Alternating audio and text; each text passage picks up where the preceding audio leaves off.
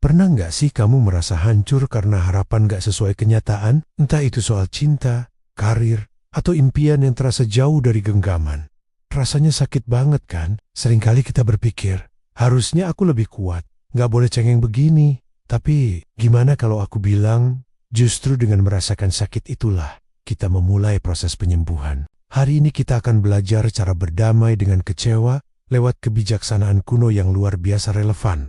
Stoikisme. Banyak yang salah paham, mengira stoikisme itu mengajarkan kita jadi robot tanpa perasaan.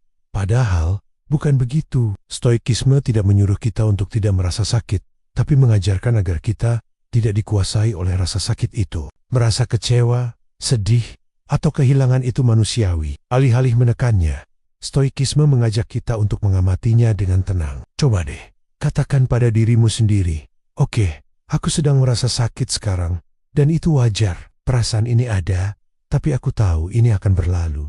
Filsuf Stoik, Marcus Aurelius, pernah menulis, jangan malu karena butuh bantuan. Terimalah rasa sakitmu dengan tenang, sebagai bagian dari rancangan alam. Jadi, kalau kamu menangis, itu bukan tanda kamu gagal menjadi kuat. Justru sebaliknya, kamu sedang menyembuhkan diri dengan cara yang paling jujur dan sehat. Pilar utama stoikisme adalah prinsip yang disebut dikotomi kendali. Sederhananya begini, ada hal yang bisa kita kendalikan dan ada yang tidak. Apa yang bisa kita kendalikan? Tindakan kita, cara kita berpikir, dan respon kita terhadap sebuah situasi. Lalu, apa yang di luar kendali kita? Hasil akhirnya. Apakah orang lain akan membalas perasaan kita? Apakah rencana kita berjalan mulus? Atau apakah hidup akan memberi apa yang kita inginkan saat kenyataan menampar harapan? Stoikisme mengajarkan kita untuk berkata pada diri sendiri, aku sudah melakukan bagianku dengan baik. Sisanya bukan lagi urusanku.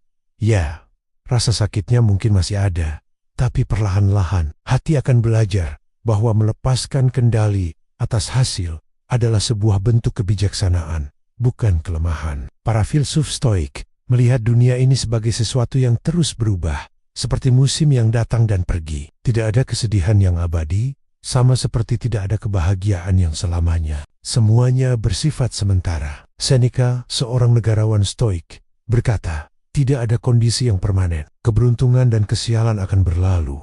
Jadi, ketika kamu sedang berada di titik terendah, ingatlah ini. Ini bukan akhir dari ceritamu. Ini hanyalah satu bab, mungkin bab yang paling berat.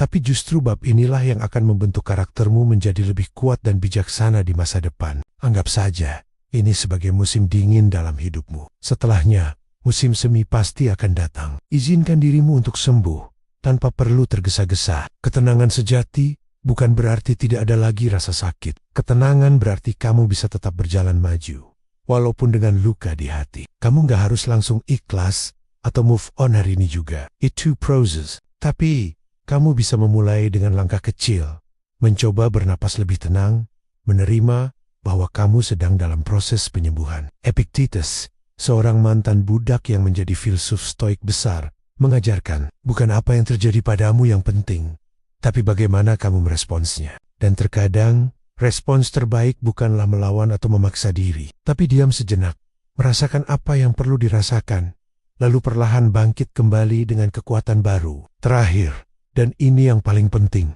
ingatlah bahwa rasa sakitmu tidak akan sia-sia. Dalam pandangan Stoik, setiap pengalaman, bahkan yang paling menyakitkan sekalipun, adalah seorang guru. Kekecewaan mengajarkan kita tentang pentingnya melepaskan. Kehilangan mengajarkan kita untuk lebih mensyukuri apa yang masih kita miliki. Dan kesedihan, ia mengajarkan kita tentang empati terhadap penderitaan orang lain. Rasa sakit adalah bahan bakar untuk membentuk kebijaksanaan. Disitulah letak makna hidup yang sejati, bukan tentang menghindari penderitaan, tapi tentang menjadi lebih bijak melaluinya. Jadi, kalau boleh aku simpulkan dengan lembut, tidak apa-apa merasa sakit, tidak apa-apa merasa kecewa, tapi jangan biarkan perasaan itu memadamkan cahaya di dalam dirimu. Karena seringkali, justru dari reruntuhan harapan itulah, versi terbaik dari dirimu yang baru akan lahir. Terima kasih sudah menonton sampai akhir. Kalau kamu merasa video ini bermanfaat, jangan lupa untuk like, share, dan subscribe ya, supaya kita bisa terus belajar dan tumbuh bersama. Sampai jumpa di video selanjutnya.